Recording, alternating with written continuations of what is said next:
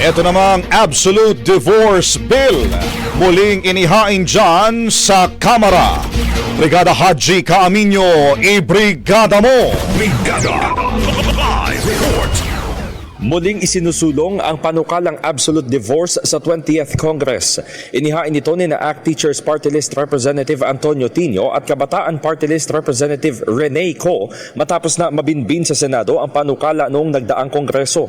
Batay sa House Bill 210, ia-adopt ang consolidated version na ipinasa ng Kamara sa ikatlo at huling pagbasa. Ngunit may mga karagdagang grounds para sa divorce. Kabilang narito ang pagkilala sa divorce decree na ipinagkaloob sa ibang bansa at dagdag na grounds para sa annulment na maaaring ikonsidera sa pagkuha ng divorce decree. Nakasaad din sa panukala na isasama sa grounds ang serious physical o sexual violence hindi sa bilang kundi sa bigat ng karahasan, lulong sa sugal at bisexuality. Bukod dito, kapag naghiwalay na ang mag-asawa sa loob ng 5 taon at imposible nang magkaayos, psychological incapacity at kapag sumailalim sa gender reassignment surgery o transitions ang isa sa kanila. Sa usapin naman ng conjugal partnership, paghahatian ng mag-asawa ang assets, ngunit ang isa sa kanila na mas kapos ay kailangang bigyan ng sustento hanggang sa makahanap na ng trabaho o kabuhayan at hindi lalampas sa 2 taon.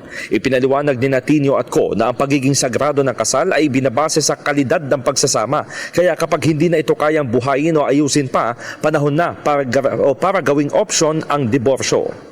In the heart of changing lives, ako si Brigada Haji Caaminyo ng 105.1 Brigada News FM Manila, The Music and News Authority. Brigada Balita Nationwide. Ang bahaging ito ay hatid sa atin ng Standout ES4 Capsule. Simulang tuparin ang pangarap ng iyong anak. And Stunting Now,